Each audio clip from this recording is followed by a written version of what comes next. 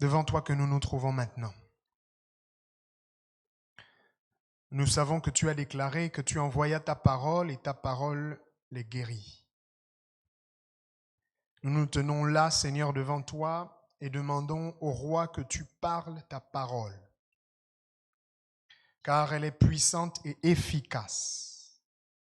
Elle est plus tranchante qu'une épée à deux tranchants, capable de séparer moelle et jointure, esprit et âme. La Bible déclare qu'elle juge les pensées et les sentiments des cœurs. Alors sers-toi de ta parole en ce jour, comme toi-même tu sais le faire.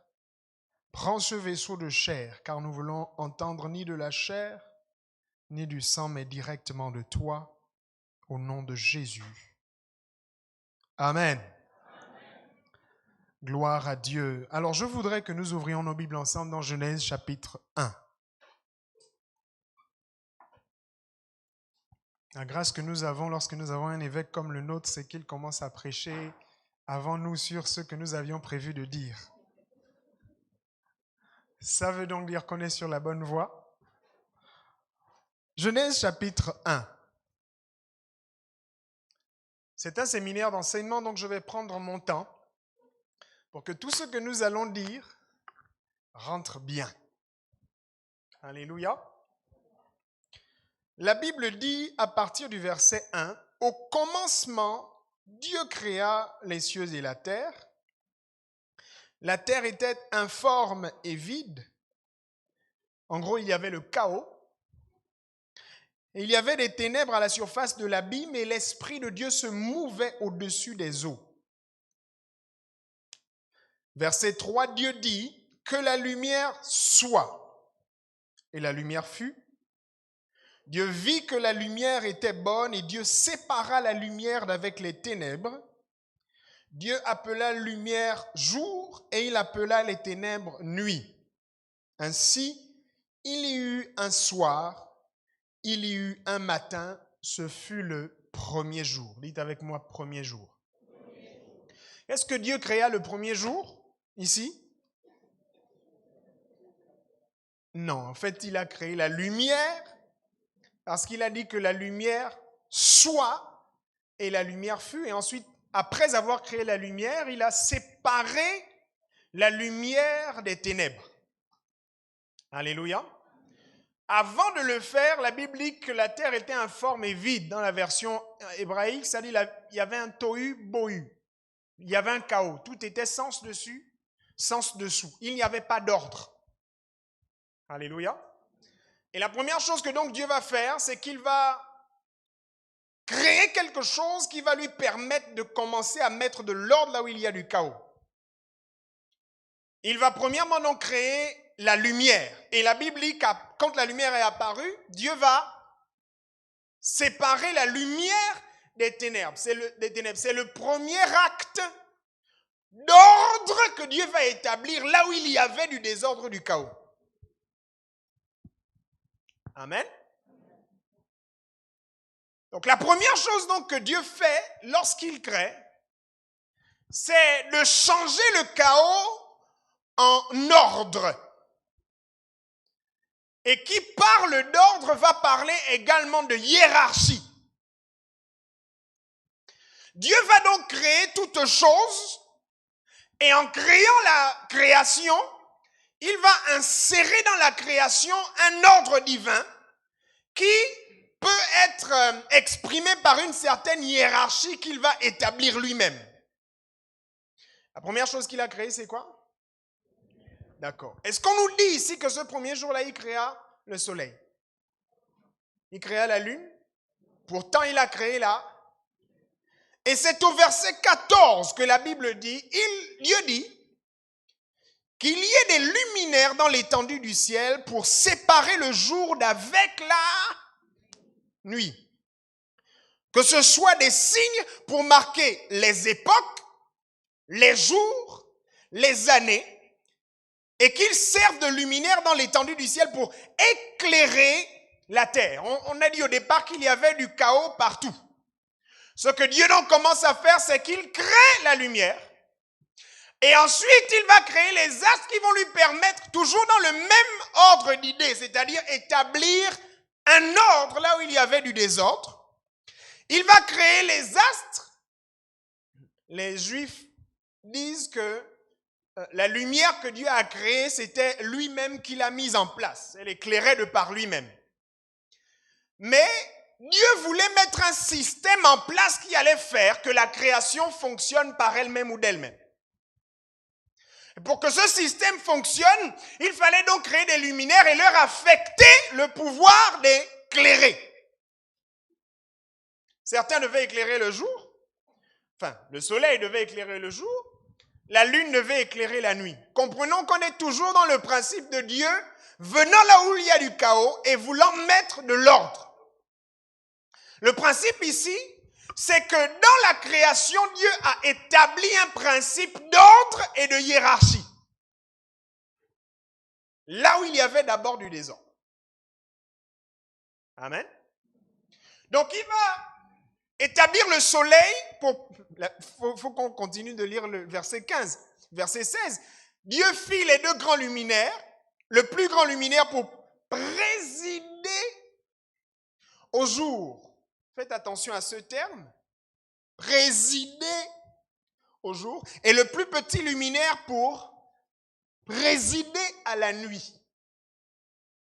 Il fit aussi les étoiles. Dieu les plaça dans l'étendue du ciel pour éclairer la terre, pour présider au jour et à la nuit et pour séparer la lumière d'avec les ténèbres. Dieu vit que cela était bon. Ainsi, il y eut un soir, il y eut un matin, ce fut le 4e jour. Dans tout ce que Dieu crée, il a établi un principe de hiérarchie, un principe d'ordre.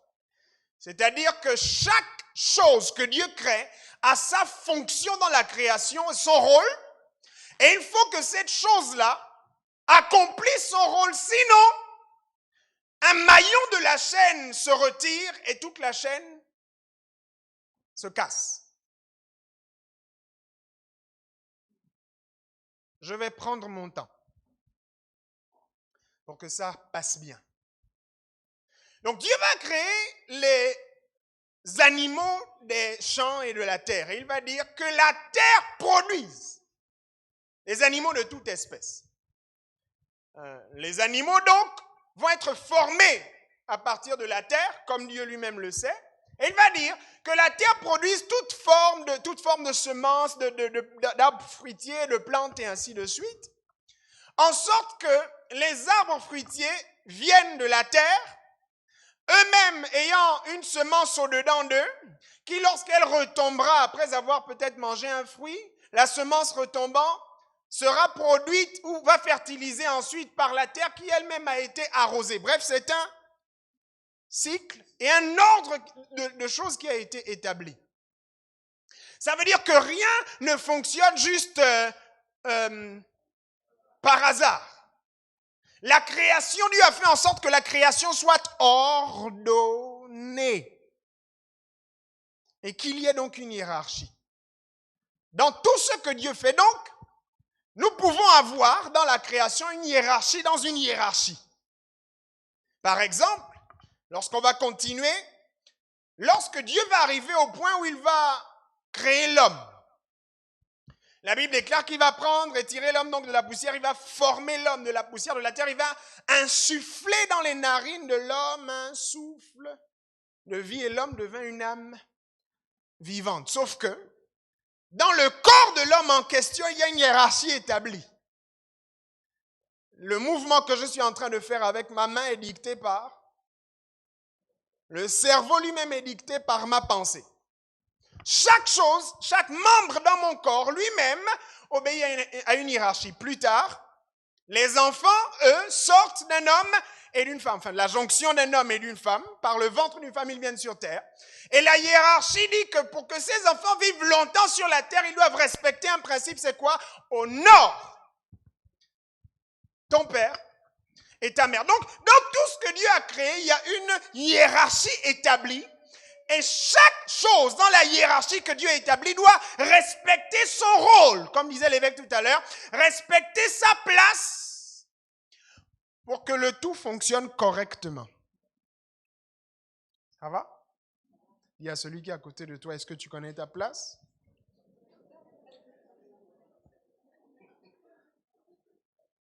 Donc, Dieu dit, il fit les luminaires, l'un pour présider au jour. Dites avec moi présider. Dans la version des autres, en anglais, ça dit, il fit le soleil pour gouverner au jour. Il fit la lune pour gouverner à la nuit. Donc, même les astres eux-mêmes ont au-dedans d'eux le principe de gouverner ou de pouvoir. Parce que qui parle de gouverner dit qu'on t'a délégué un certain pouvoir. C'est pour ça que dans ce séminaire, on parle d'hommes, femmes et pouvoir. Oui. Donc, les choses que Dieu a faites, chacune d'entre elles a sa fonction et est faite pour quelque chose de spécifique. Et donc après, dans Genèse 1, verset 28, à partir du verset 26, la Bible va dire, puis Dieu dit, faisons l'homme à notre image et selon notre ressemblance. Et encore là, et qu'il domine sur les poissons de la mer, les oiseaux du ciel, le bétail et sur toute la terre et sur tous les reptiles qui rampent sur la terre. Dieu créa l'homme à son image et il le créa à l'image de Dieu. Il les créa hommes et femmes. Dieu les bénit et dit, soyez féconds, multipliez, remplissez la terre et assujettissez-la, dominez sur les poissons de la mer, les oiseaux du ciel et sur tout animal qui rampe qui se meut sur la terre. Même là encore, quand Dieu crée l'homme, le même principe de hiérarchie et donc de délégation de pouvoir est actualisé. Donc l'homme se retrouve la couronne de toute la création. Après que Dieu ait créé les animaux et ainsi de suite, Dieu va mettre l'homme au-dessus de toutes ces choses en lui disant, domine là-dessus. Dites avec moi, pouvoir déléguer.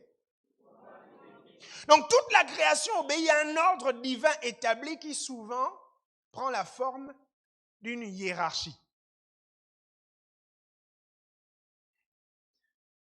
Dans 1 Corinthiens 12, c'est l'apôtre Paul qui va nous l'expliquer.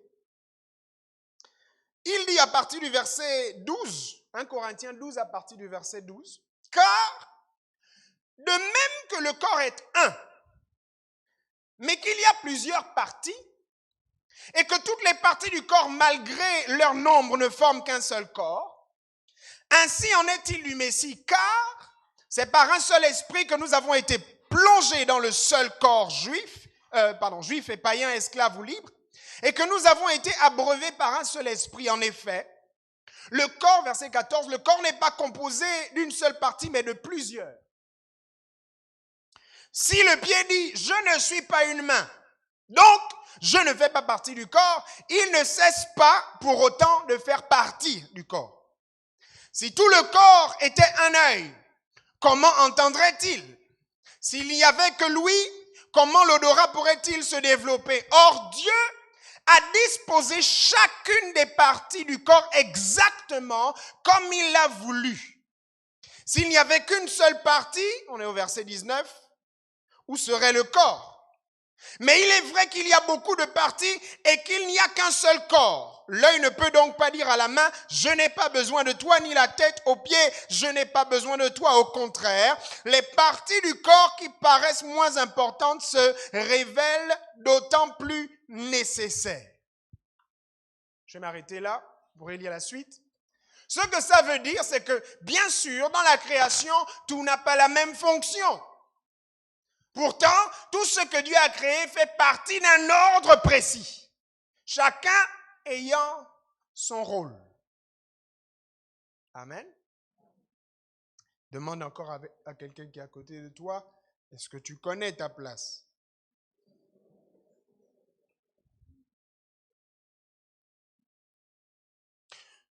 Et ensuite, ce qui va se passer, c'est que Dieu va se rendre compte, après avoir créé l'homme, que donc l'homme est tout seul. Ou que l'homme n'a pas d'aide semblable. Parce que le récit biblique nous dit que Dieu va emmener, il va d'abord dire, il n'est pas bon que l'homme soit seul, je lui ferai une aide semblable. Après, il dit, il emmena les animaux auprès de l'homme pour voir comment est-ce que l'homme les nommerait. S'il vous plaît, écoutez bien. Tout ce que Dieu crée, dans tout ce que Dieu crée, Dieu a inséré le principe de hiérarchie. Parce qu'il faut que les choses fonctionnent. Si les choses doivent fonctionner, il faut qu'elles se passent en ordre. Et qui dit ordre dit qu'il y a une tête, il y a ensuite un tronc, et il y a ensuite des racines et ainsi de suite. Donc, dans tout ce que Dieu fait, il y a un ordre. Dis avec moi, dans tout ce que Dieu fait, il y a un ordre. Très bien. Et donc, Dieu va décider qu'il n'est pas bon que l'homme soit seul et qu'il faut lui faire une aide semblable. Je vais lire en Genèse chapitre 2, verset 5. Lorsque l'Éternel Dieu fit la terre et les cieux, aucun arbuste des champs n'était encore sur la terre et aucune herbe des champs ne germait encore, car l'Éternel n'avait pas fait pleuvoir sur la terre et il n'y avait point d'homme pour cultiver le sol. Mais une vapeur s'éleva de la terre et arrosa toute la surface du sol. Verset 7. L'Éternel forma l'homme de la poussière de la terre. Il souffla dans ses narines un souffle de vie et l'homme devint une âme vivante. Puis l'Éternel planta un jardin en Éden du côté de l'Orient et il y mit l'homme qu'il avait formé. L'Éternel fit pousser au sol des arbres de toute espèce, agréables à voir et bons à manger, et l'arbre de la vie au milieu du jardin, ainsi que l'arbre de la connaissance du bien et du mal. Verset 15. L'Éternel Dieu prit l'homme et le plaça dans le jardin d'Éden pour le cultiver et le garder. L'Éternel Dieu donna cet ordre à l'homme. Tu pourras manger de tous les arbres du jardin, mais tu ne mangeras pas de l'arbre de la connaissance du bien et du mal, car le jour où tu en mangeras, tu mourras certainement. Vous savez que quand Dieu dit ça à Adam, Ève n'existe pas encore. Elle n'est pas encore là. La femme n'est pas encore là. Adam est seul avec Dieu et c'est à lui que Dieu donne instruction de ne pas manger cette histoire. On suppose qu'il a compris ce que Dieu a dit. Et donc au verset 18, l'Éternel Dieu dit, « Il n'est pas bon que l'homme soit seul. Je lui ferai une aide semblable. » Verset 19, « L'Éternel Dieu forma de la terre tous les animaux des champs, tous les oiseaux du ciel, et les fit venir vers l'homme pour voir comment l'homme les appellerait, afin que tout être vivant porte le nom que lui donnerait l'homme. » Encore là, une fois, Dieu manifeste le principe de hiérarchie. Parce qu'il a établi l'homme sur toute la création, il faut donc que ce qui est en dessous de lui vienne pour que l'homme nomme ce qui est en dessous de lui dans le principe de la hiérarchie de Dieu. Et l'homme, verset 20, donna des noms à tout le bétail, aux oiseaux du ciel et à tous les animaux des champs, mais pour l'homme, il ne trouva point d'aide semblable. Verset 21.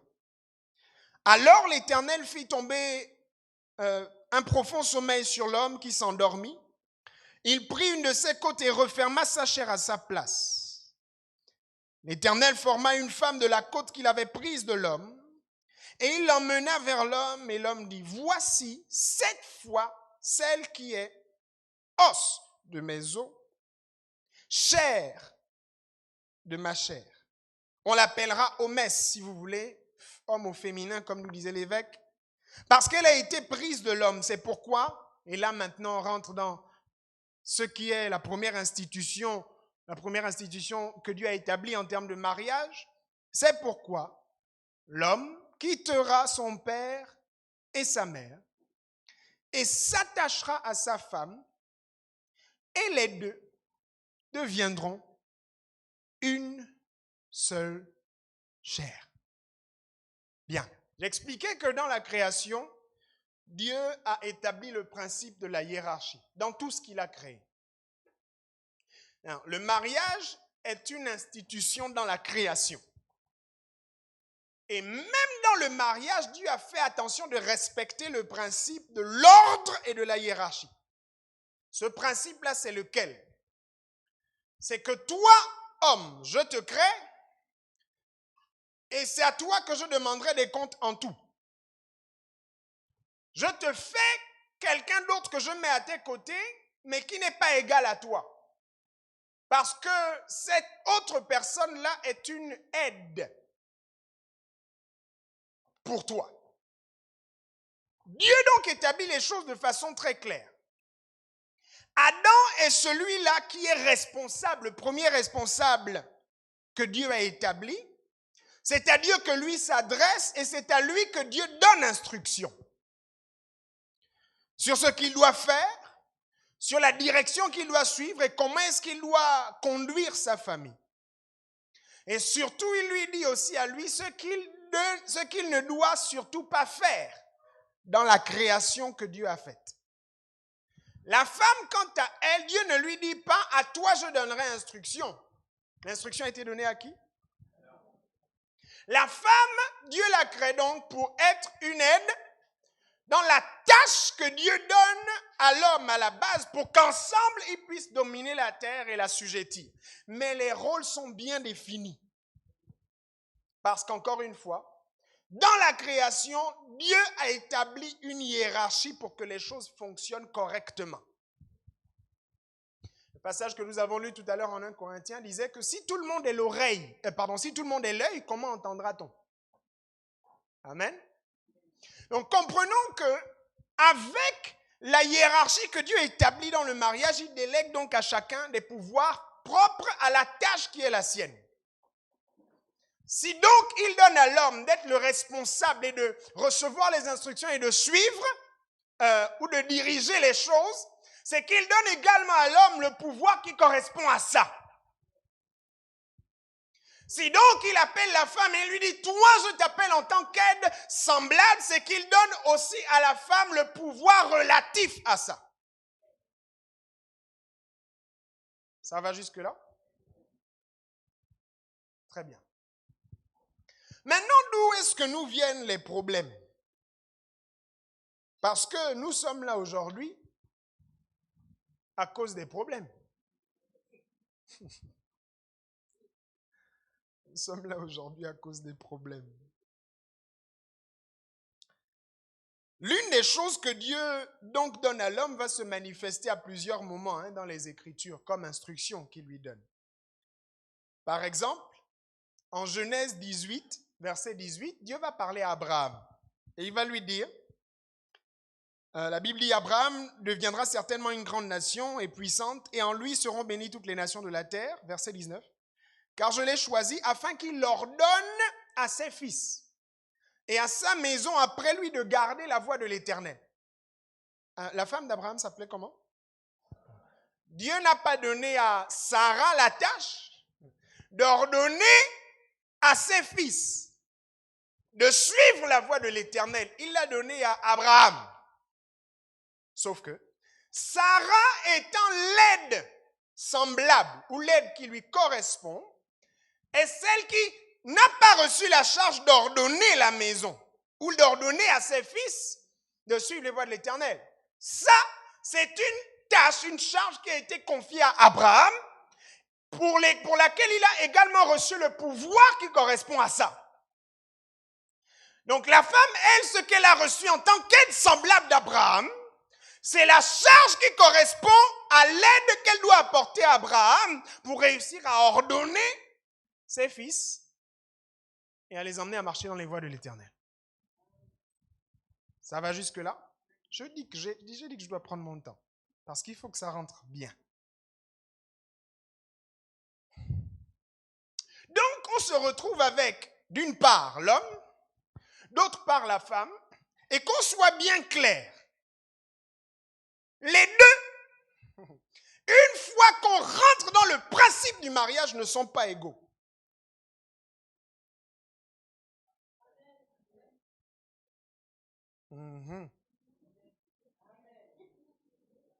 Dans le monde dans lequel nous sommes ou dans la société dans laquelle nous sommes,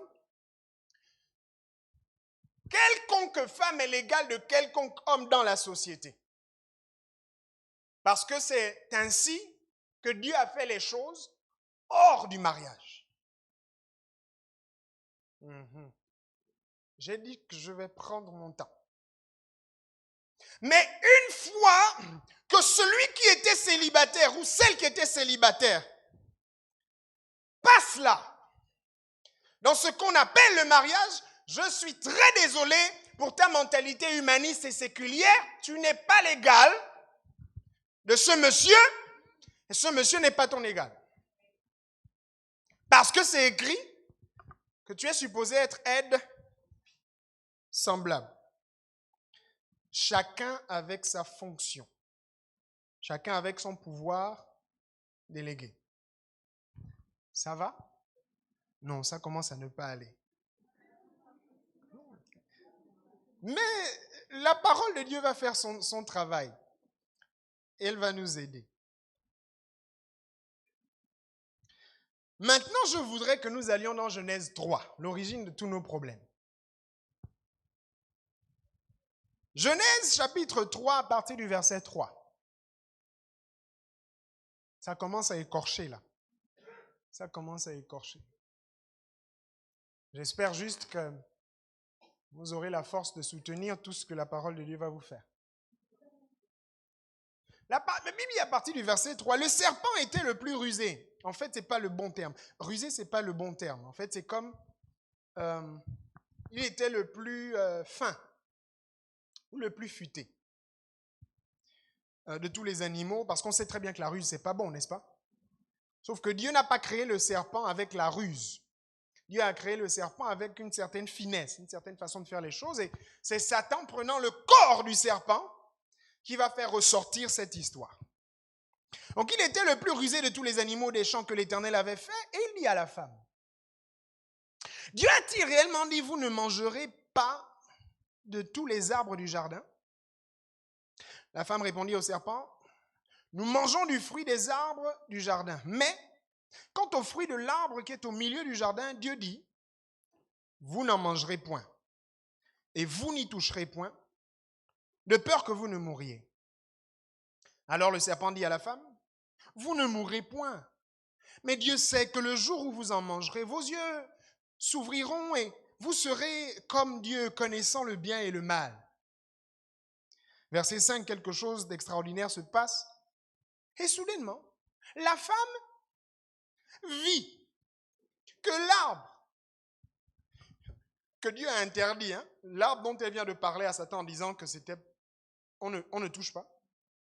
2 minutes après, c'est moi qui dis, c'est pas la Bible qui dit, elle vit que l'arbre, finalement, était bon à manger et agréable à la vue et qu'il était précieux pour ouvrir l'intelligence.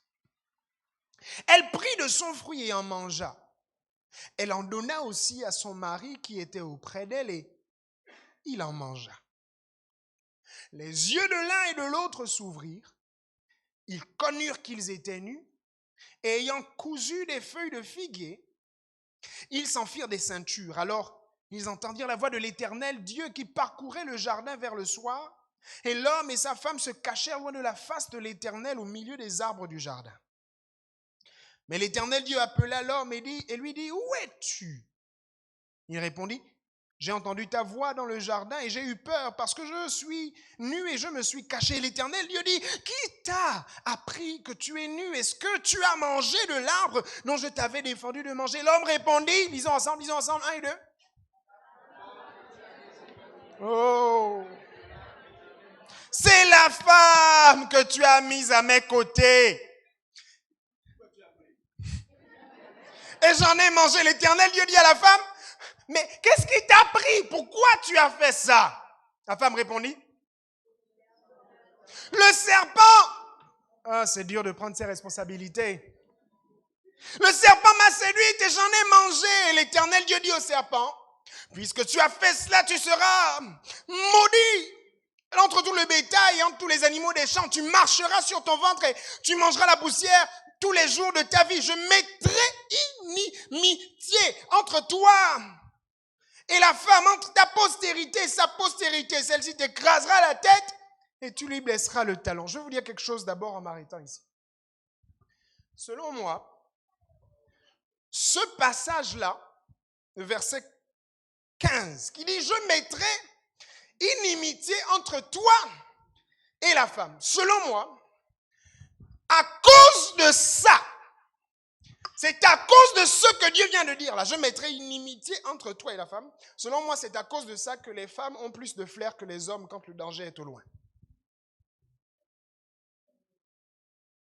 Selon moi, quand Dieu a dit ça, selon moi, c'est comme s'il y a quelque chose qui, en même temps, est rentré à l'intérieur de la femme pour lui permettre de sentir au loin qu'il est là. Celui-là qui m'avait trompé à la base.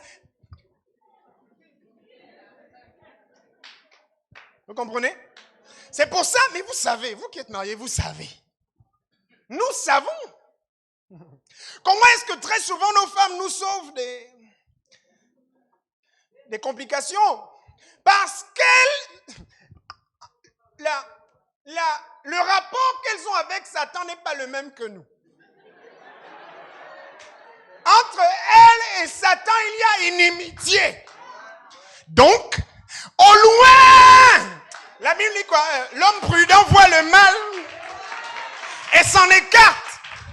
Mais les simples s'avancent et sont punis. Disons-nous la vérité. Disons-nous vraiment la vérité. En vérité, entre hommes et femmes, en fait, entre mari et femme, celles qui sont l'homme prudent de ce passage, ce sont les femmes.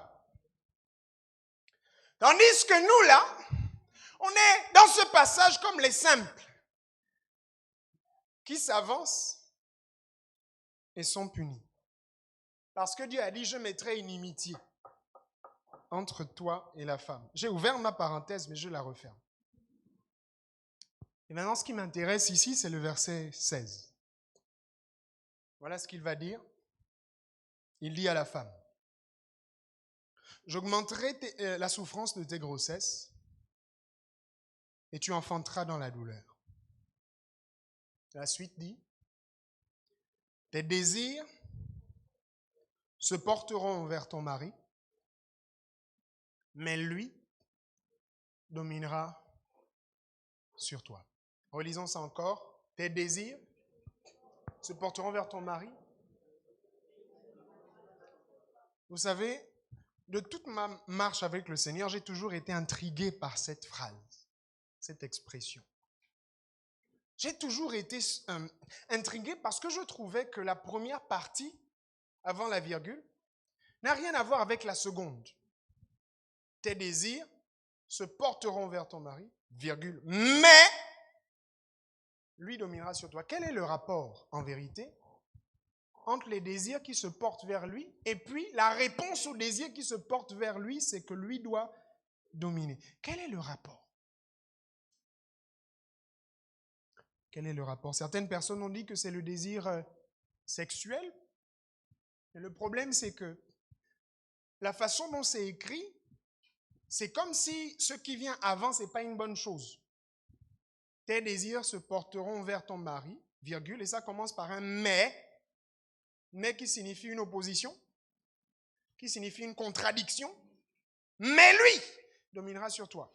Donc, si les désirs sexuels étaient mauvais, je comprendrais qu'on dise lui dominera sur toi. C'est-à-dire que ce que tu as là, c'est pas bon. Et donc lui gardera la main mise sur. Vous comprenez ce que je veux dire? Il n'y a pas de. Quelqu'un a dit la dernière fois, c'est pas le même champ lexical. Tes désirs se porteront vers ton mari et lui dominera sur toi. Mais le point central pour comprendre ce qui est écrit ici, c'est de savoir ce qu'il entend par désir. Et c'est là que je veux m'arrêter. Le mot hébreu qui est utilisé ici et qui est traduit par désir, c'est le mot teshuka. T-E-S-H-U-Q-A-H. Teshuka. Dites teshuka avec moi.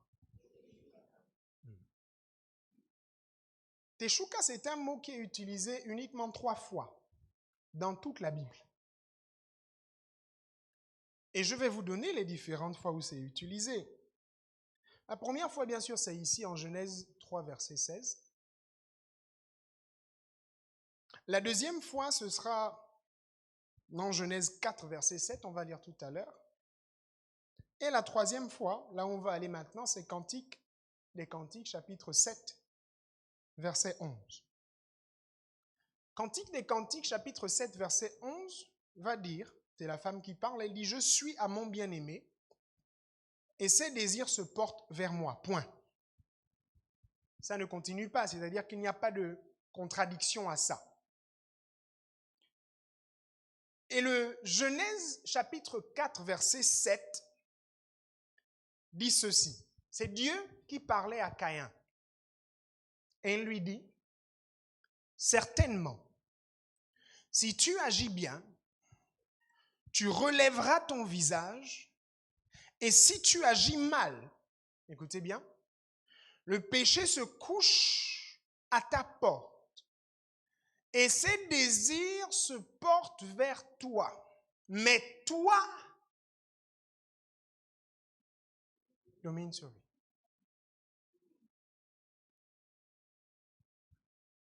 Genèse 3, verset 16, Dieu dit à la femme, tes désirs se porteront vers lui. Tes choukas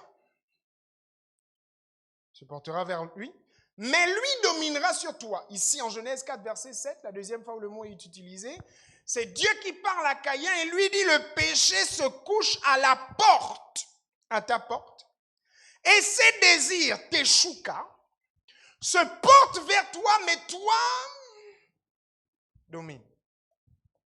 Et j'ai compris en fait ce qu'il est en train de dire dans ça. Dans l'exemple de Caïn, il s'agit du péché qui veut prendre le contrôle sur Caïn. Mais la réponse au péché qui veut prendre le contrôle, c'est que lui, Caïn, doit, par extension. Ce que Dieu était en train de dire à Ève lorsqu'il lui a dit « tes désirs, tes choukas, se porteront vers ton mari », c'est ceci. Il y aura quelque chose à l'intérieur de toi qui va vouloir te pousser à prendre le dessus sur lui. Mais lui gardera le dessus sur toi. Tes choukas.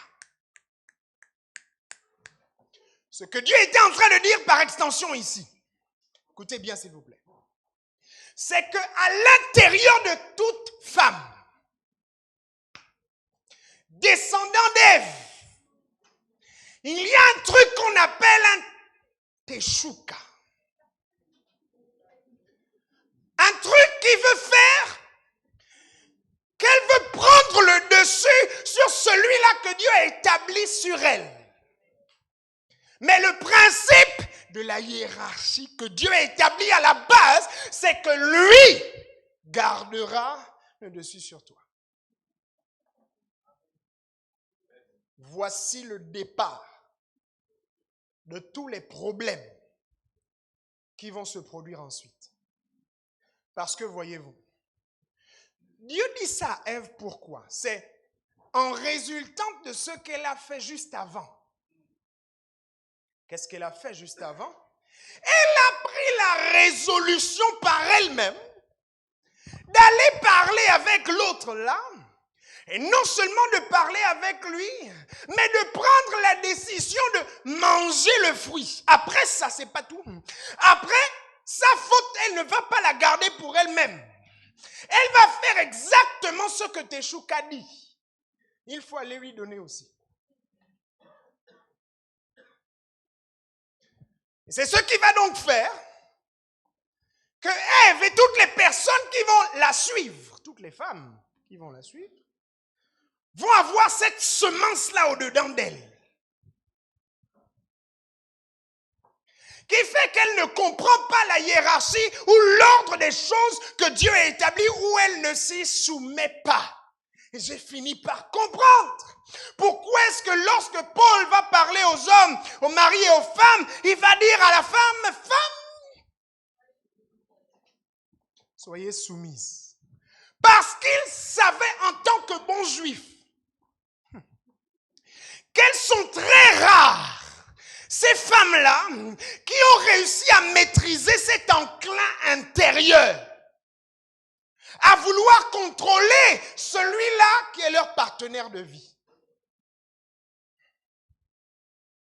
Et la vérité, c'est que ça se manifeste à différents niveaux chez différentes personnes.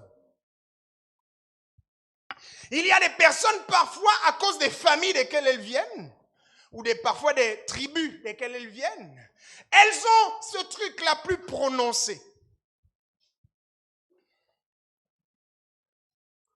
Donc elle va se retrouver en train de travailler à prendre le dessus. Mais Dieu a dit, lui, dominera sur toi.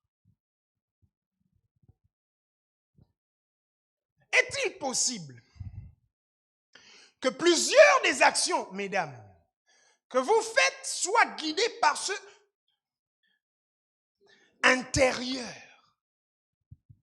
et que vous n'arrivez pas à identifier, mais que souvent, les hommes qui sont avec vous, eux voient, mais ils n'arrivent pas à donner un nom à ça.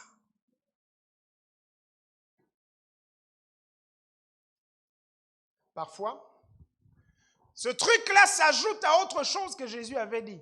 Jésus avait dit, on n'entre pas dans la maison d'un homme fort sans l'avoir lié. Est-ce que vous savez que lorsque vous vous préparez à vous marier, vous êtes en fait en train d'aller dans la maison qui est gardée par un homme fort. C'est-à-dire, votre mari ou votre épouse appartient à une famille, une maison. Et le principe est clair. Toute maison est sous la tutelle d'un homme fort. Cet homme fort-là, ce n'est pas un homme de Dieu, hein, c'est un démon. Cet homme fort-là, souvent, se manifeste par des habitudes qui sont propres à cette famille-là. Mais ce sont de mauvaises habitudes. Par exemple, il y a des familles dans lesquelles la colère est répandue. Ils sont tous colériques. C'est un démon de colère qui est établi sur cette maison-là et qui fait que lorsque vous voulez aller marier quelqu'un dans cette maison, vous êtes en train d'aller dans la maison de l'homme fort de la colère. Sauf que Jésus dit, on n'entre pas dans la maison d'un homme fort sans l'avoir lié. C'est pour ça que lorsque l'on veut se marier, souvent, il y a pas mal de batailles, de combats. Pourquoi? Parce que l'homme fort qui veille sur la maison de votre futur mari ou future femme est en train de sentir, flairer, il y a quelqu'un qui est en train de vouloir échapper de ma tutelle. Et donc, ce qui va souvent se passer, c'est que dans les familles respectives, lorsque c'est le mariage, tout le monde, même les parents qu'on n'a jamais vus, se lèvent de partout pour vouloir s'opposer. Ce n'est pas seulement chez nous, la vérité, c'est que c'est ça. Et souvent, ce qui se passe, c'est que si vous n'avez pas fait le travail de faire ce que Jésus dit lorsqu'il dit « on ne rentre pas dans la maison d'un homme fort sans l'avoir au préalable lié », ce que vous êtes en train de faire, c'est que vous êtes en train d'aller et de chercher « j'ai besoin de toi ». Donc, elle est dans sa maison, viens. Et son mari va la chercher, pardon évêque. Son mari va la chercher sans avoir d'abord délié ou lié du moins l'homme fort qui est dans sa maison pour l'emmener seul. Donc ce qui va se passer, c'est qu'il va la prendre, mais il va la prendre avec l'homme fort de sa maison.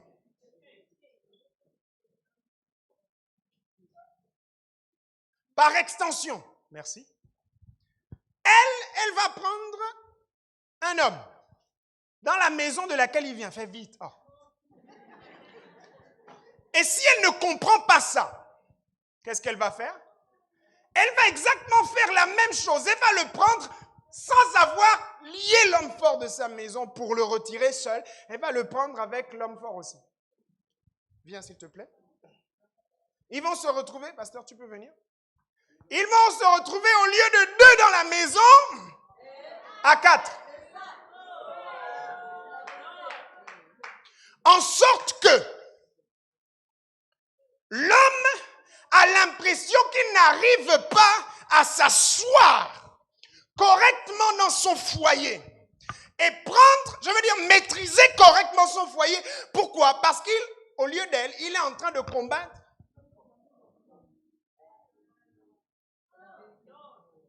De même, lui, non, va là-bas.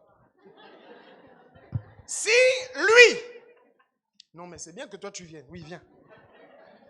De même lui, s'il veut la prendre en mariage et qu'il l'emmène dans la maison, il va avoir l'impression, mais je n'arrive pas à jouir de mon couple. Je n'arrive pas à m'établir dans ma maison. Pourquoi? Parce qu'en fait,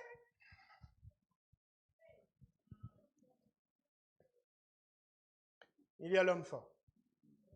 Merci. Et ce qui va donc se passer, c'est qu'au lieu de vivre à 2, ils seront à 4. S'il vous plaît, écoutez bien. Et l'homme fort de la maison en question s'ajoute au Teshuka, qui est déjà là. Ça fait une superposition de ce que j'appelle les batailles de pouvoir. L'une des choses qui tue les couples plus que tout, ce sont les batailles de pouvoir dans la maison. Parce que la femme et l'homme ne savent pas. Dieu avait dit tes désirs. Tu auras un truc là va te pousser. Tu auras une convoitise là qui va te pousser à vouloir prendre sa place. Et donc on est là, on vit sans savoir qu'on est contrôlé par autre chose. Je peux citer des exemples en vrac.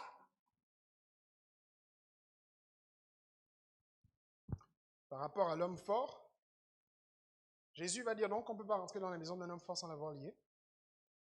Et après il va dire, il faut qu'un homme plus fort que qui? Que l'homme fort, vienne et le désarme. Ça veut dire que celui qui veut aller dans cette famille-là, pour prendre celui qui est là-bas, doit d'abord s'assurer qu'il est plus fort spirituellement que l'homme fort de cette maison-là. Parce que c'est seulement à ce moment qu'il peut lier cet homme fort et sortir de là avec son mari ou sa femme. Ces choses-là, normalement, doivent se faire, ces batailles, spirituellement, doivent normalement se faire bien avant le mariage. Bien avant. C'est-à-dire, dans votre période de fiançailles officielle ou officieuse parfois. Donc, Teshuka est là et ça travaille dans les vies des gens. Ce que je vais dire là est dur, mais il faut quand même que je le dise.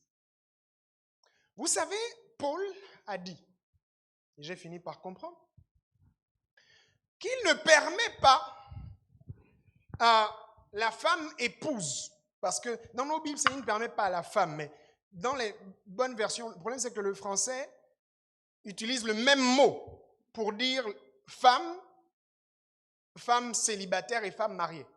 D'accord? Pour l'homme, on a deux mots. On a l'homme tout court et on a le mari. Quand on dit mari, on sait que c'est un homme qui est marié. Mais en général, on dit mari et femme.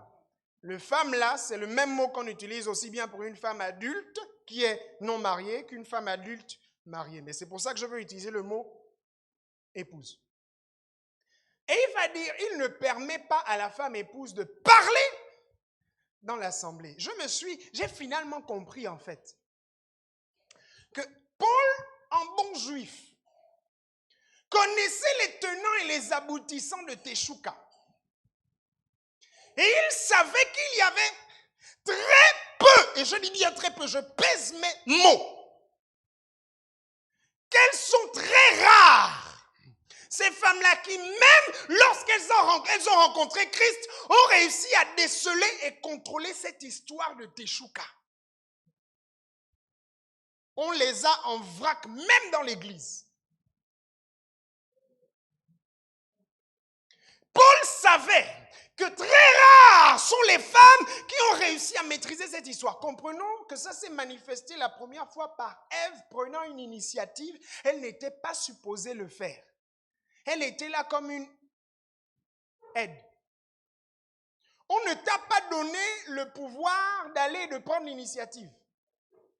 On t'a donné le pouvoir d'aider après qu'il t'ait partagé ce que Dieu a dit. Mais toi, tu as décidé que c'est trop peu. Aïe. Et donc, j'ai finalement compris la sagesse de Paul là-dedans. Disant que, en gros, elles sont très rares, celles qu'on a réussi, celles qui ont réussi à maîtriser ça. Donc, pardon, pour ne pas avoir trop de problèmes, vaut mieux. Vaut mieux. Voilà. Non, ça ne veut pas dire dans notre contexte comment dire, ça ne veut pas dire dans notre contexte qu'on fait à la lettre ce qu'il dit. C'est une sorte de conseil qu'il donne. La question donc est, est-ce que tu es conscient ou consciente de ça? Puisque vous ne croyez pas, je vais vous emmener dans quelques exemples. La Bible dit en Genèse chapitre 3, à partir du verset 1. Sarai, femme d'Abraham, ne lui avait point donné d'enfant. Elle avait une servante égyptienne nommée... On est dans 3, non? Oh, pardon, c'est 13, hein? C'est 13, excusez-moi. Genèse chapitre 13. C'est là, non? Sarai, ou Sarah, femme d'Abraham, n'avait point donné d'enfant. Elle avait une servante égyptienne nommée Agar. S'il vous plaît, lisons le verset 2 ensemble. 1 et 2. Et Sarai dit à Abraham, c'est pas projeté? Bon, d'accord. Voici, l'Éternel m'a rendu stérile. Écoutez ce qu'elle dit. Hein. Viens, je t'en prie, vers ma servante.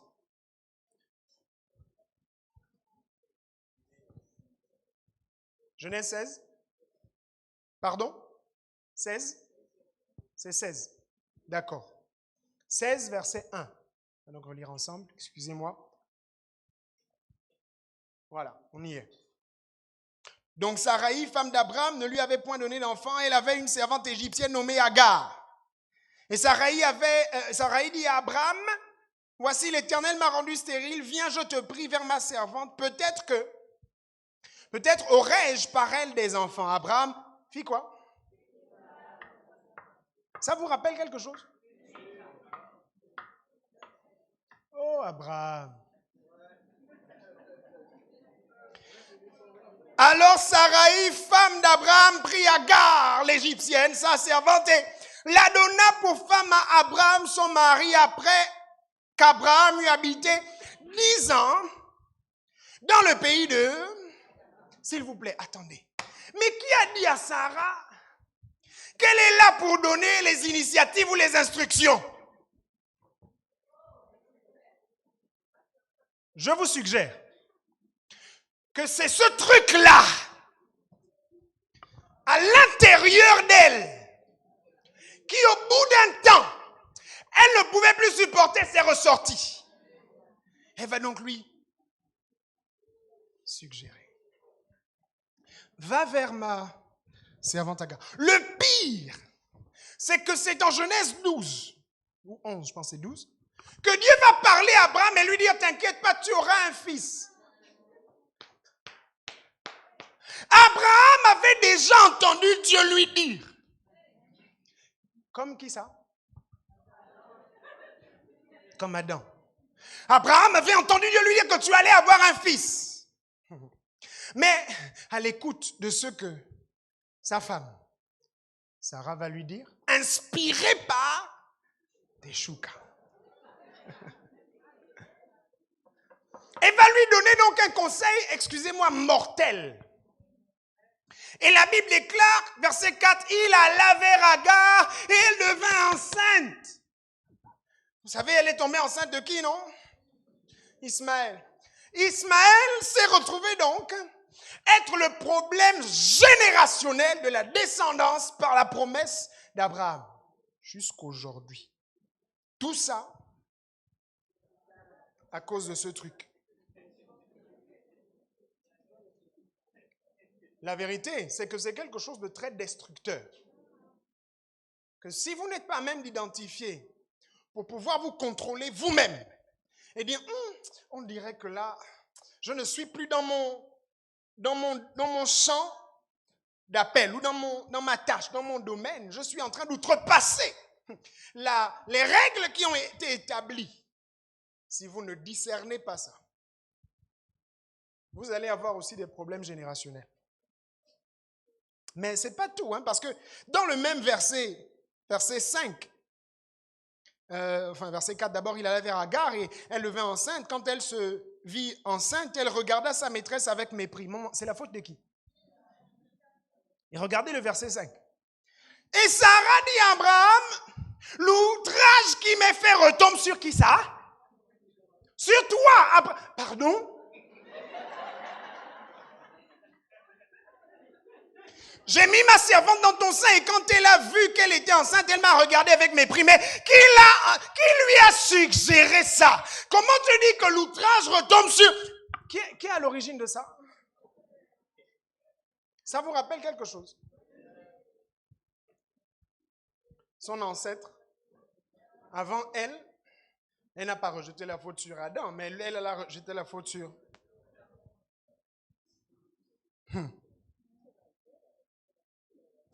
Que l'Éternel soit juge. Voilà ce qu'elle va ajouter. Elle va ajouter à Abraham, elle va dire que l'Éternel soit juge entre toi et moi.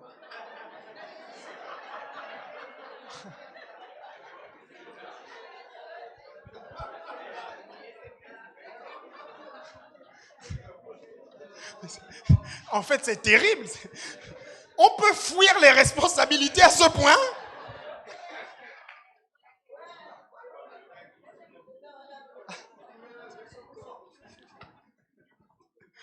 Oh Dieu de gloire et de vivant. Alors, je vais juste dire quelque chose et je veux savoir. Si on considère ici Sarah comme un exemple de femme actuelle, vous trouvez que la réaction de Sarah est isolée, c'est-à-dire que c'est propre à elle seule? Mais vous dites non, mais il faut me justifier pourquoi. Ce que vous êtes en train de me dire en réponse, c'est vous-même qui avez dit non. Quand vous dites non, vous êtes en train de me dire que donc, elle fait ce que la plupart des... C'est vous qui dites, c'est pas moi. Vous êtes en train de dire donc qu'elle est en train de faire ce que la plupart des femmes font, c'est-à-dire rejeter la faute sur... Quand bien même elle était à l'origine de... C'est ça ou c'est pas ça? C'est vrai? D'accord. Je vois. La question que je veux me poser, c'est mais Abraham, toi aussi? Mais c'est pas grave. Vous les hommes, on parlera de vous demain. Regardez un peu Genèse 21. Verset 8. Genèse 21, verset 8. Et là, c'est Isaac qui est déjà né, le fils d'Abraham par la promesse. Sarah a fini par tomber enceinte et elle a accouché d'Isaac. Et la Bible dit, verset 8, l'enfant grandit et fut sevré. Et Abraham fit un grand festin où Isaac fut sevré. Pardon, le jour où Isaac fut sevré, merci évêque. Sarah vit rire le fils d'Agar, l'égyptienne, que le fils qu'Agar, l'égyptienne, avait enfanté. Et elle dit à Abraham, écoutez. 1 et 2. Chasse cette servante et son fils, car le fils de cette servante n'héritera pas avec mon fils Isaac. Verset 11 qui m'intéresse, cette parole des plus forts aux yeux d'Abraham à cause de son fils. Mais attendez, réfléchissons un peu. La dernière fois que tu m'as dit, tu m'as donné un conseil ou une instruction, on s'est retrouvé dans les problèmes. Je crois que j'ai un peu appris la leçon. Je ne vais plus t'écouter comme ça. Tu m'as dit la dernière fois, va chez Agar. Après, tu es venu me dire, c'est de ta faute. Maintenant qu'on est dans les problèmes, tu es en train de me dire, renvoie-le. Maman, avant je t'écoutais, hein? Mais là maintenant, j'ai appris qu'avant de t'écouter, il faut aussi que je réfléchisse. Et vous savez ce qui va se passer là? On en parlera un peu plus demain. Verset 12. Mais Dieu dit à Abraham que cela ne déplaise à tes yeux à cause de l'enfant et de ta servante. Accorde à Sarah tout ce qu'elle te demandera, car c'est d'Isaac, que sortira une postérité qui te sera propre. Ce qui donc vient mettre la différence entre ce qui est inspiré par Teshuka, c'est le désir qui se porte pour vouloir prendre le dessus, et cela qui vient de Dieu dans sa fonction d'aide semblable, c'est la capacité d'Abraham à discerner la voix de Dieu dans la voix de sa femme.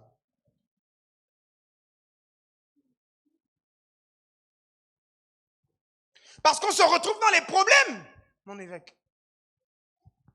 D'un côté, elle a ce truc-là qui l'inspire, mais d'un autre côté, Dieu peut passer par elle pour lui parler parce qu'elle est mon aide semblable.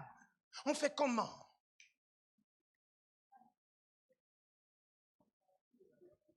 C'est là que le discernement spirituel de l'homme entre en jeu. Pour savoir à un instant ou à un autre, ici, c'est pas bon. Là-bas, il faut que j'écoute. C'est compliqué. Mais Abraham et Sarah n'étaient pas les seuls.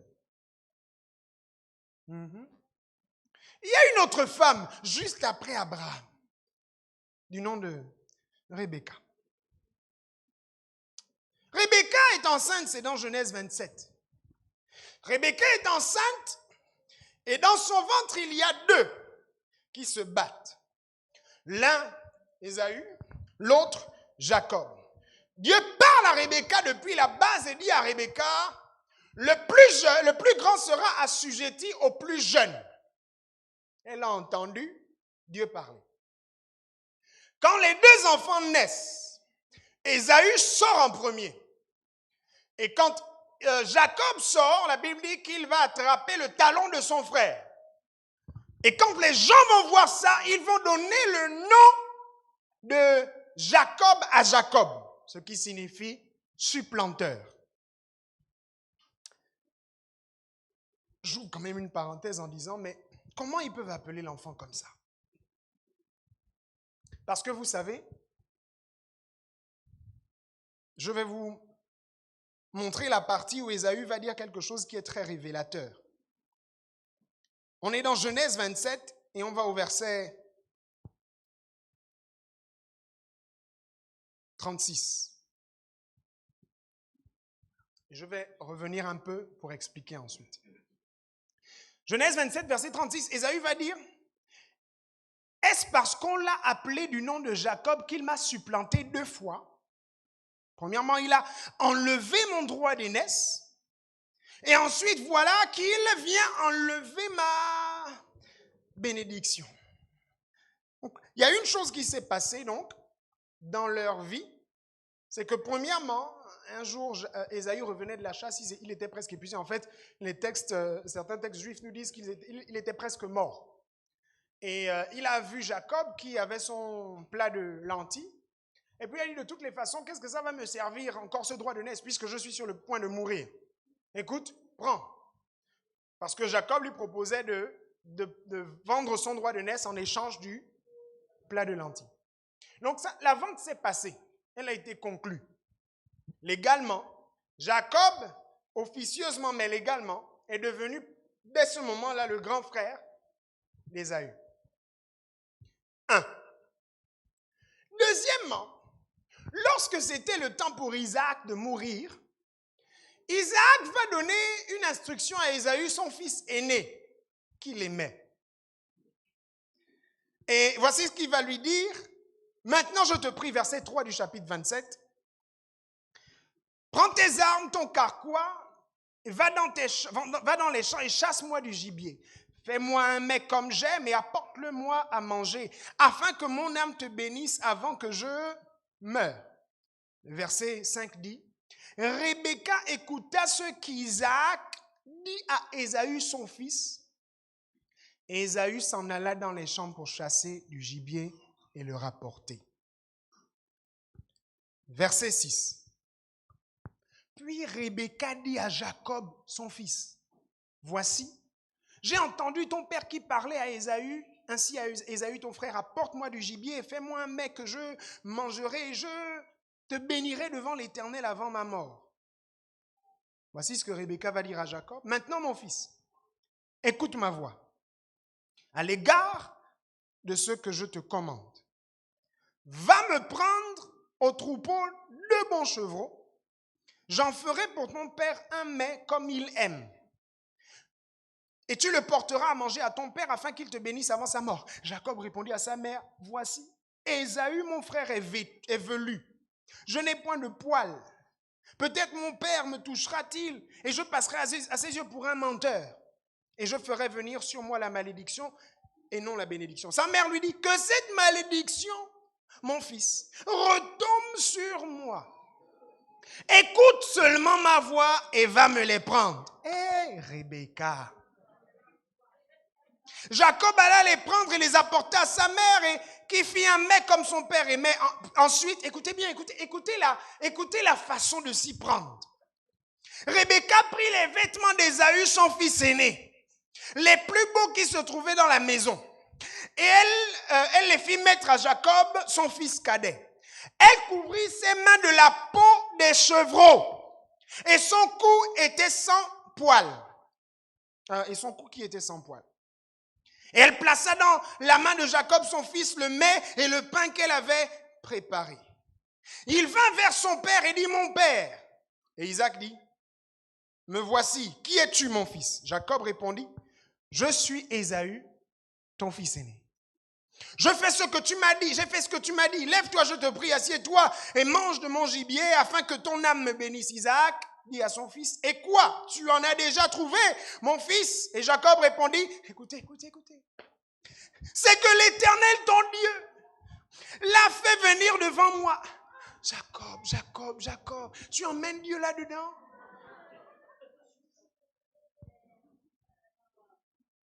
Isaac dit à Jacob, approche-toi et que je te touche, mon fils. Isaac était quand même un peu, même s'il était vieux, il était quand même, pour savoir si tu es mon fils Ésaü ou non.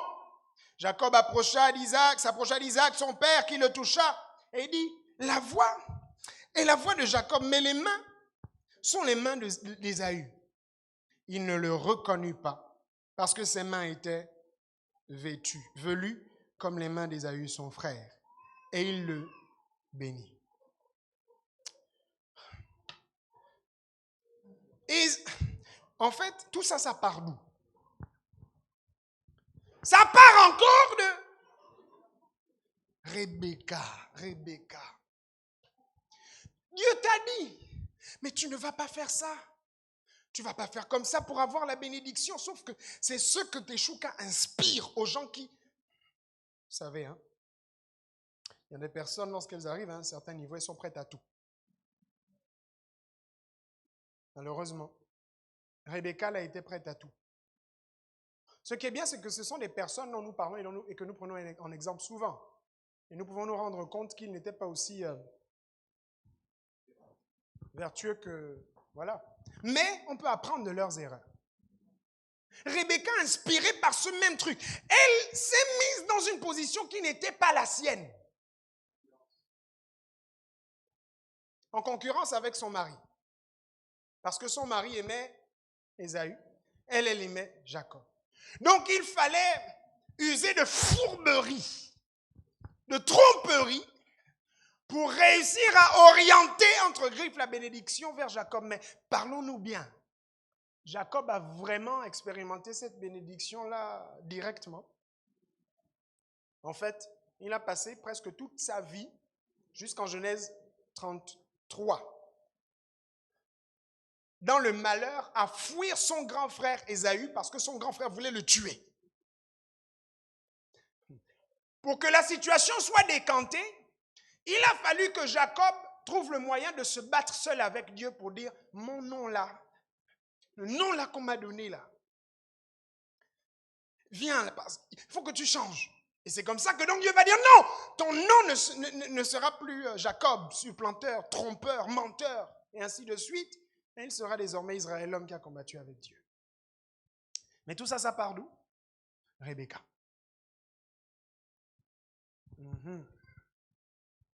Teshuka fait que la femme n'est pas satisfaite avec le rôle que Dieu lui donne.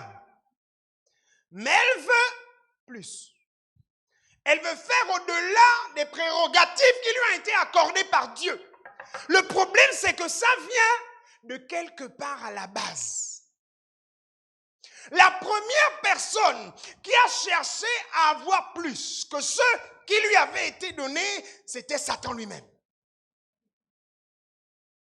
Et je suis convaincu que Satan a réussi à insérer ça dans la création lorsqu'il parlait avec Ève. Parce que, selon le texte que nous avons lu tout à l'heure, Ève lui a bien dit non, et Dieu nous a dit qu'on ne doit pas manger de ça. Et alors que Satan est en train de parler, quelque chose est rentré. Soudainement, l'arbre qui était interdit s'est trouvé être bon à manger. C'est rentré à cet instant. Cette semence de rébellion que lui avait depuis longtemps et pour laquelle il a été chassé du ciel.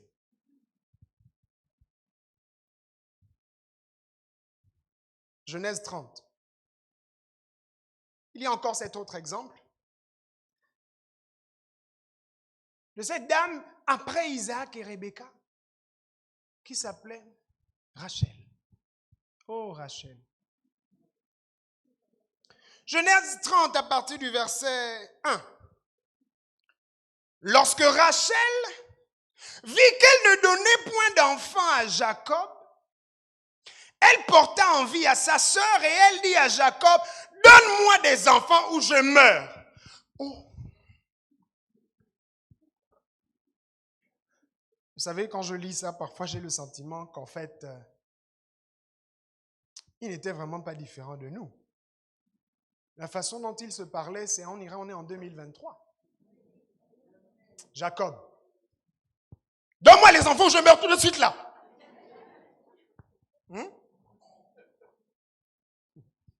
La colère de Jacob s'enflamma contre Rachel et lui dit, suis-je à la place de Dieu qui t'empêche d'être féconde? Elle dit, écoutez, voici ma servante Bila. Va vers elle, qu'elle enfante sur mes genoux, et que par elle, j'ai aussi des fils. Et elle lui donna pour femme Bila, sa servante, et Jacob alla vers elle. Mais Jacob.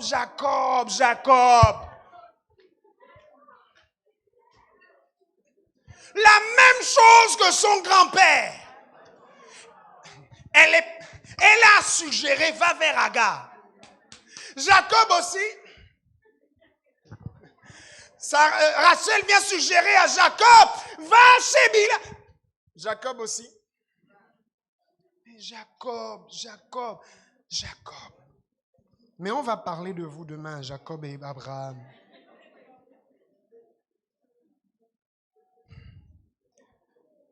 Bila devint enceinte et enfanta un fils à Jacob. Rachel dit, Dieu m'a rendu justice, il a entendu ma voix et il m'a donné un fils.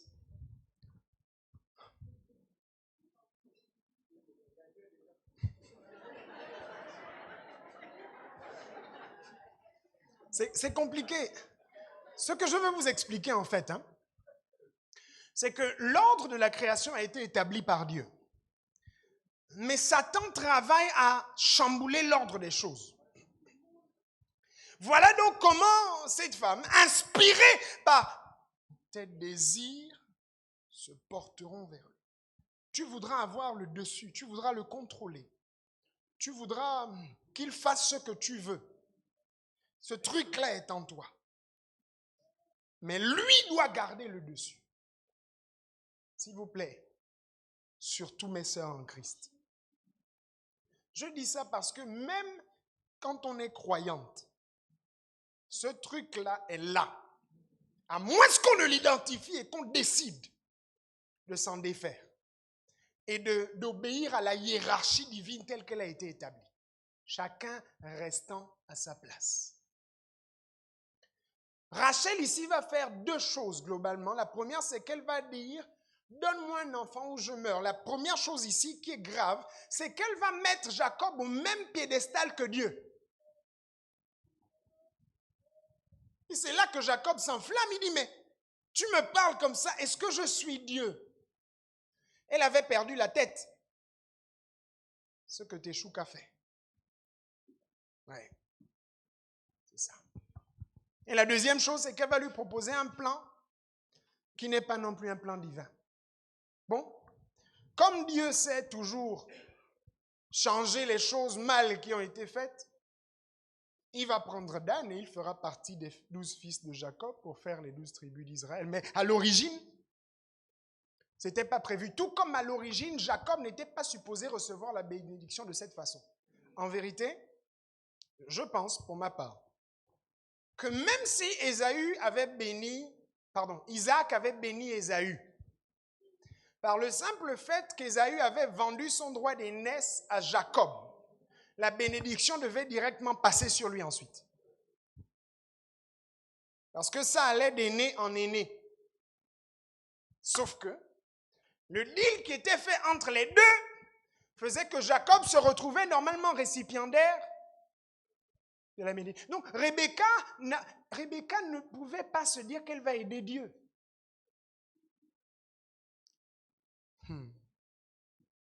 Je vous donne encore un autre exemple. Normalement, mon temps est fini. Mais je vais quand même donner celui-là et puis je vais m'arrêter là.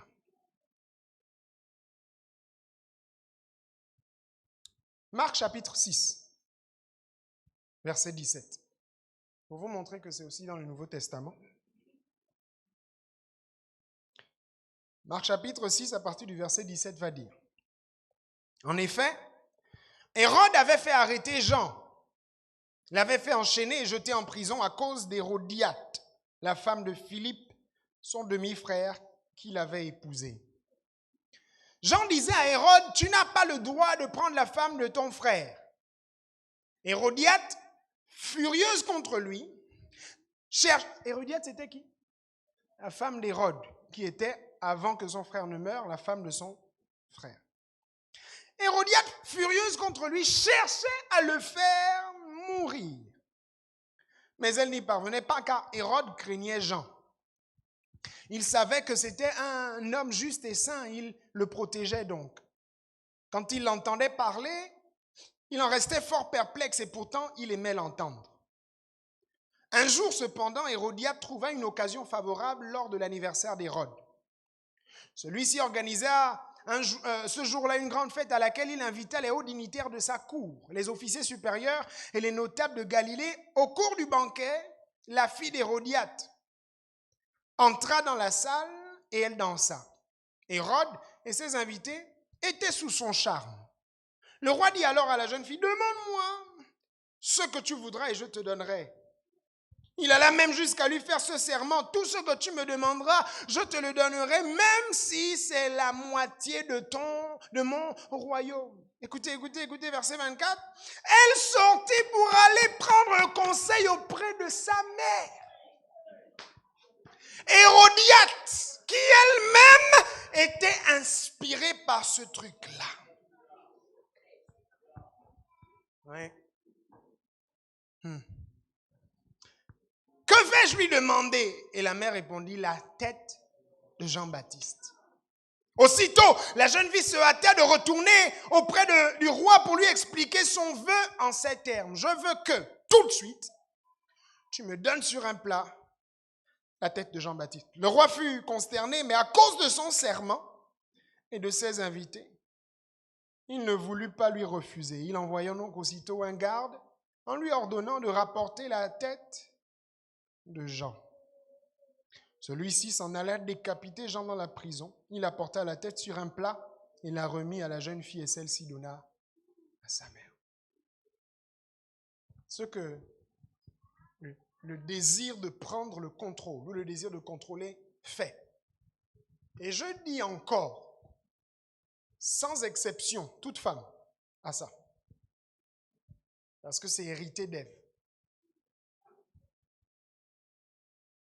Ce qui permet de vaincre ça, c'est que la femme chrétienne identifie la chose et veille ensuite sur ses propres motivations et actions pour s'assurer qu'elle ne devient pas une extension de la voix ou de l'action du diable pour contrôler le couple la maison ou le mari. Quelqu'un comprend?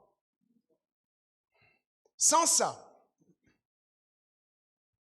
vous n'aurez que des problèmes et des batailles de pouvoir. Il y a quelqu'un qui me racontait qu'une fois, lorsqu'il s'est marié, au moment où on avait terminé de prier pour eux, ils se sont levés et les pasteurs devaient remettre la Bible au marié.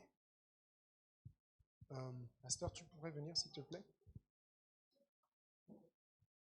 Je peux emprunter ta Bible, pasteur? Merci. Viens encore, Madame Padenou. On suggère que Madame Padenou ici, c'est l'officiant. Tiens la Bible. On se met comme ça pour que tout le monde voit. Ça va? Ok.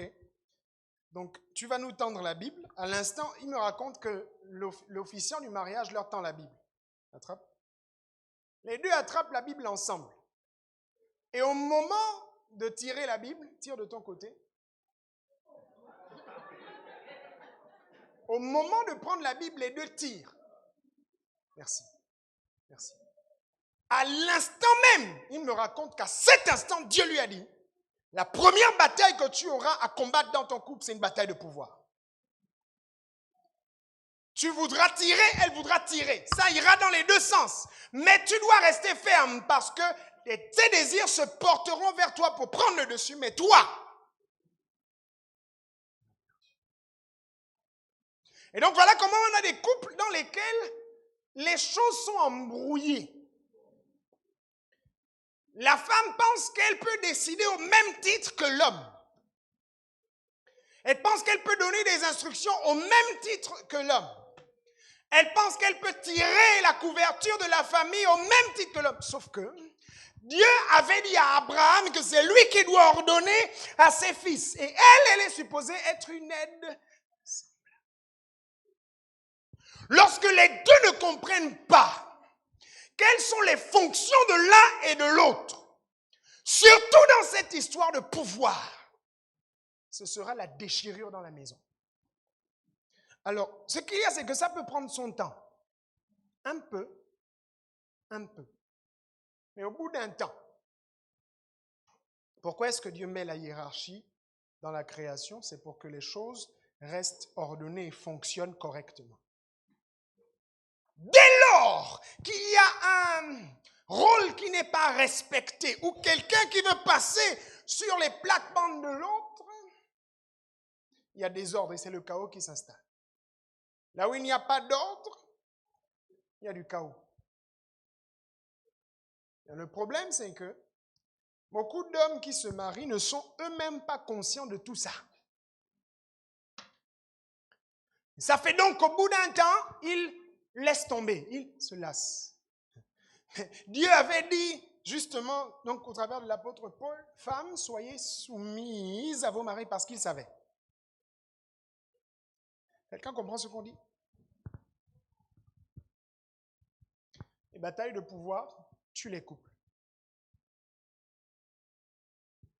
Et je peux citer des exemples. En fait, il y en a encore.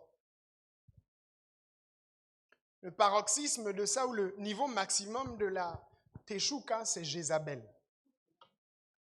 Jézabel est l'archétype de ce qu'est une personne qui a été complètement possédée par ça.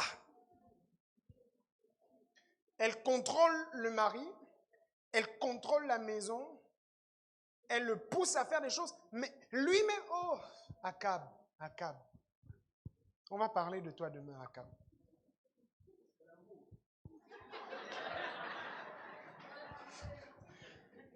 Oh, c'est vrai, évêque, le problème, c'est que les solutions, justement, sont données dans la parole, parce que l'apôtre Paul, après qu'il ait dit « Femmes, soyez soumises à vos maris », il va dire quelque chose aux maris sur comment est-ce qu'il faut traiter cette histoire. Le problème, c'est qu'on lit, on ne réalise pas. Mais vous là, les Abraham, les Jacob, les Akab, on va vous traiter demain.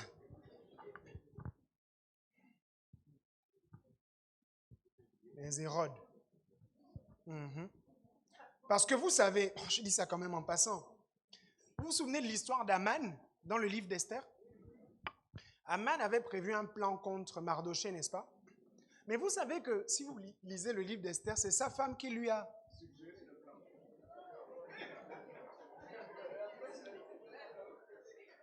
Zeresh va lui dire, prépare un bûcher, une pendaison, c'est ça? Une potence. Prépare ça parce que demain, ce sera là. Là, c'est bon. En fait, c'est pas bien quand on dit ça comme ça. C'est mieux quand on lit ça. Hein, je vais finir par là parce que il faut que vous compreniez. Esther chapitre 5, verset 6. On va lire à partir du verset 9, pardon. Aman sortit ce jour-là joyeux et le cœur content, mais lorsqu'il vit à la porte du roi Mardochée qui ne se levait ni ne se remuait devant lui, il fut rempli de colère contre Mardochée. Verset 10. Il sut néanmoins se contenir et il alla chez lui, puis il envoya chercher ses amis et Zeresh, sa femme.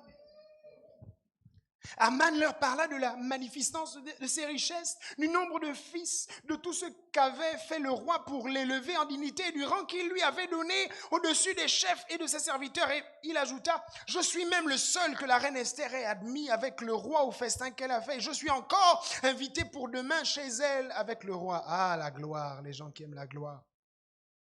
Mais tout cela n'est d'aucun prix pour moi aussi longtemps que je verrai Mardochée le juif assis à la porte du roi. Verset 14. Zeresh, sa femme, et tous ses amis lui dirent qu'on prépare un bois haut de 50 coudées. Et demain matin, demande au roi qu'on y pende Mardochée, puis tu iras joyeux au festin avec le roi. Cet avis plut à Aman, et il fit préparer le bois. Ça ne vous rappelle pas des choses? Le même motif se produit encore et encore à cause de Teshuka. Le désir de contrôler. Le verset 6 du chapitre 6 va dire, Aman entra et le roi lui dit, que faut-il faire pour un homme que le roi veut honorer?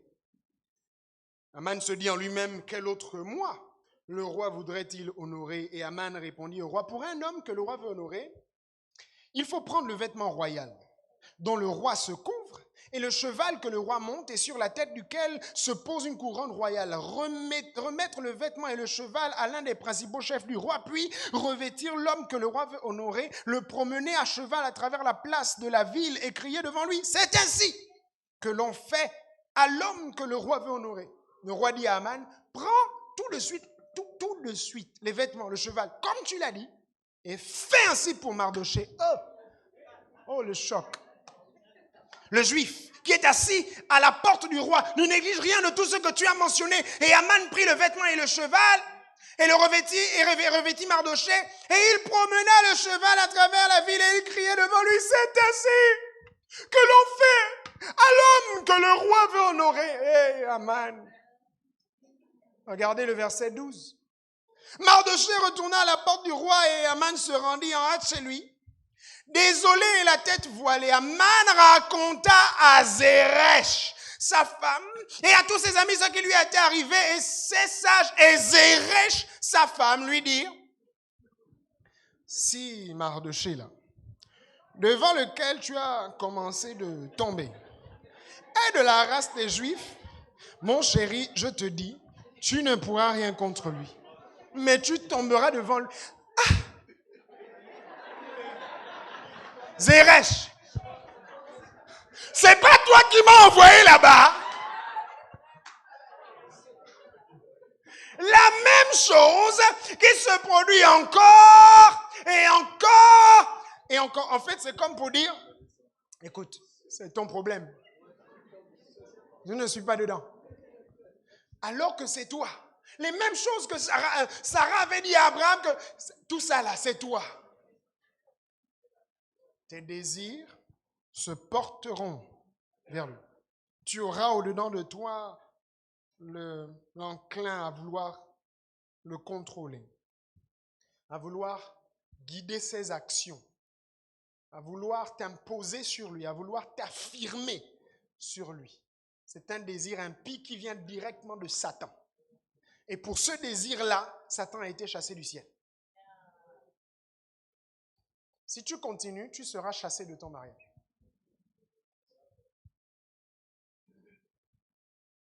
Aussi simple que ça.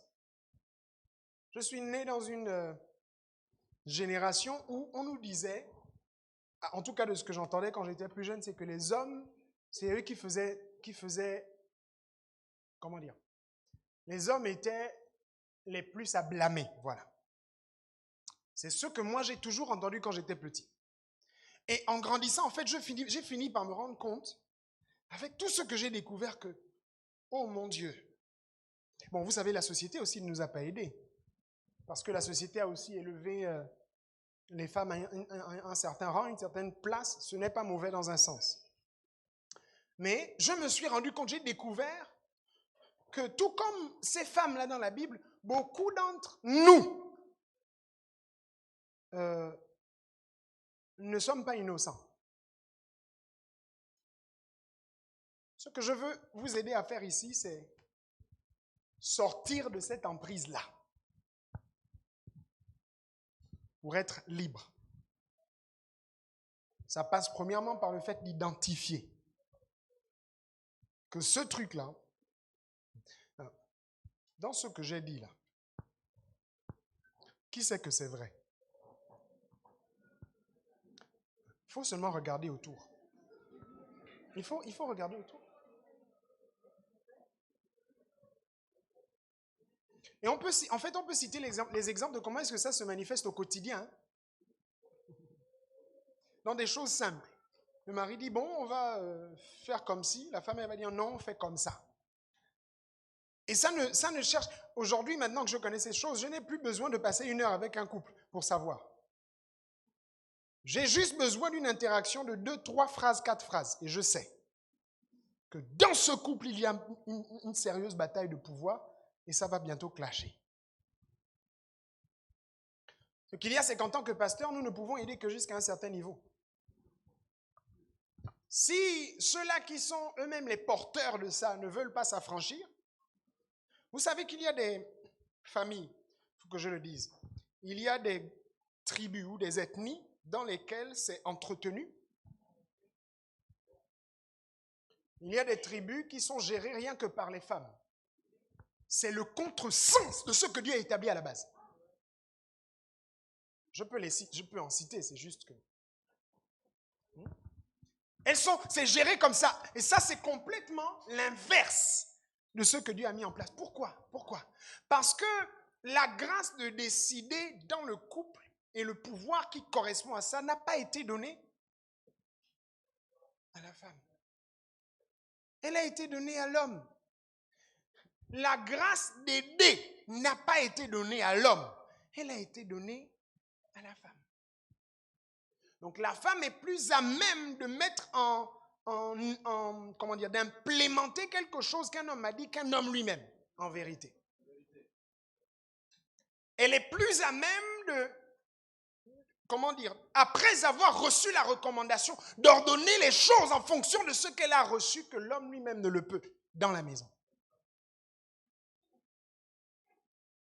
Et lorsque nous avons donc une femme ou des femmes qui savent correctement naviguer entre, c'est-à-dire dans la maison et hors de la maison, on a trouvé la perle.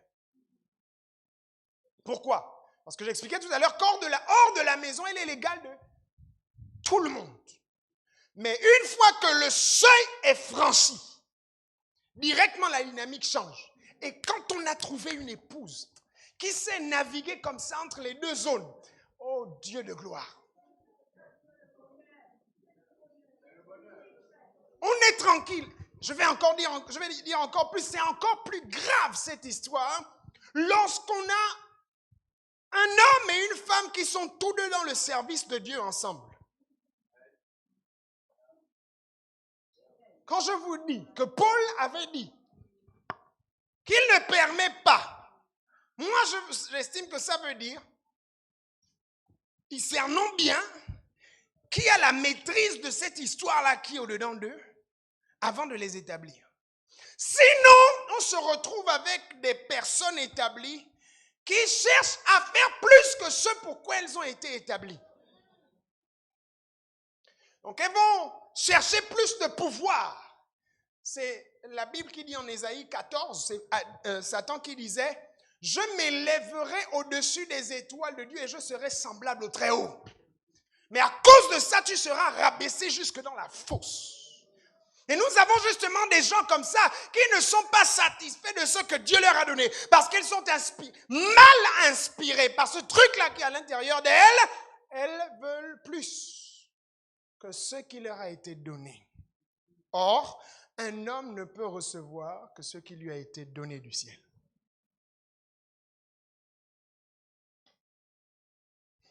Et voilà donc comment est-ce que beaucoup d'églises, de ministères souffrent. Parce qu'une femme qui a été établie avec le mari, par exemple, n'a pas su rester à sa place. Seigneur, préserve-nous. Aide-nous à sortir de là. Est-ce qu'on peut se lever un instant?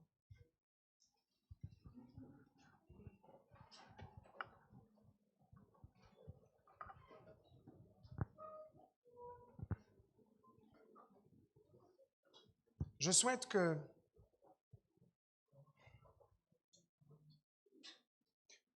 nous puissions prier. Si vous êtes une femme, que vous puissiez prier vous-même et dire, Seigneur, je suis en train de, si vous êtes une femme mariée, Seigneur, je suis en train de détruire mon couple à cause de ça. Seigneur, je veux être affranchi de ça. Si vous n'êtes pas marié, que vous puissiez dire à Dieu, Seigneur, je veux avoir maintenant la maîtrise de ça, tout de suite, maintenant. Je ne veux pas être un problème plus tard.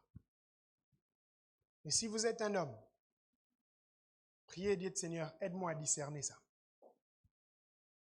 Prions ensemble.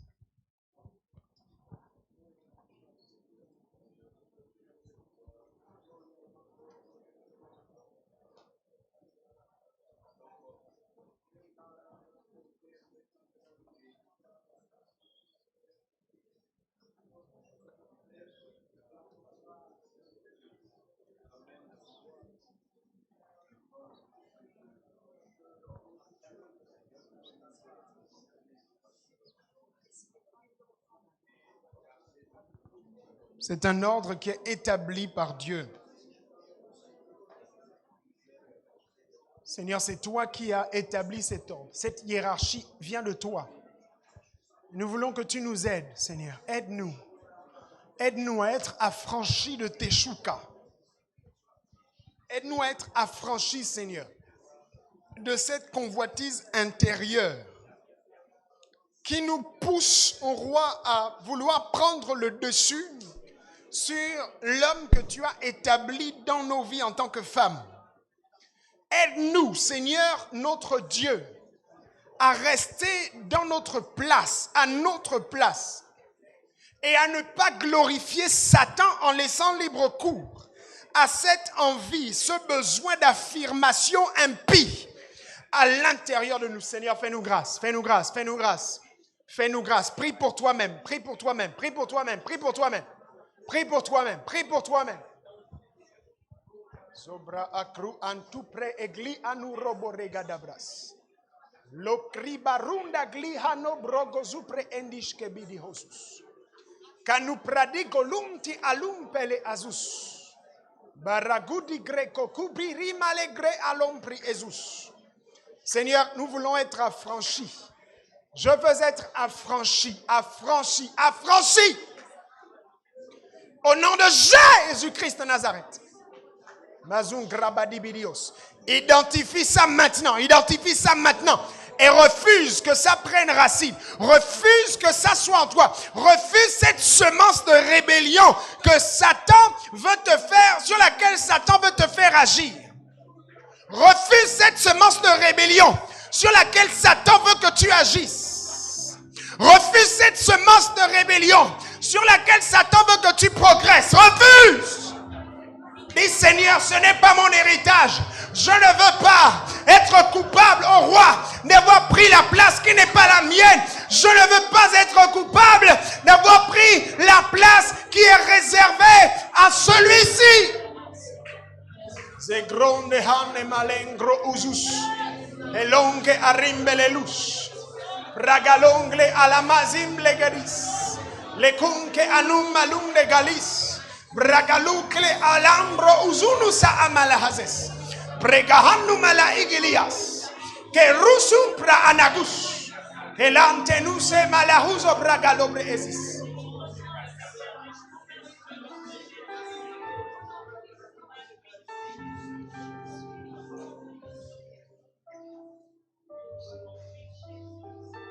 Seigneur mon roi, je te prie maintenant, et je te demande d'œuvrer à l'intérieur d'eux.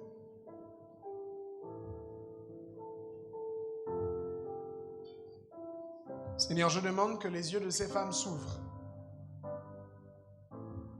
qu'elles voient l'état de leur couple. Et comment est-ce que le désordre s'y est installé? Je prie, Seigneur, afin que les yeux de ces hommes s'ouvrent, afin qu'ils voient l'état de leur couple et comment est-ce que le désordre s'est installé. Et je prie que tu les aides, chacun d'entre eux, à rétablir l'ordre que tu as établi, dans le nom de Jésus. Je prie, Seigneur, la Bible dit que la piété avec le contentement est une bonne chose. Je prie, Seigneur, que tu aides chaque femme ici à se contenter de la place que tu lui as donnée, sachant que la place que tu lui as accordée n'est pas des moindres. Seigneur, c'est ma prière. Au nom de Jésus-Christ. Et nous disons ensemble Amen.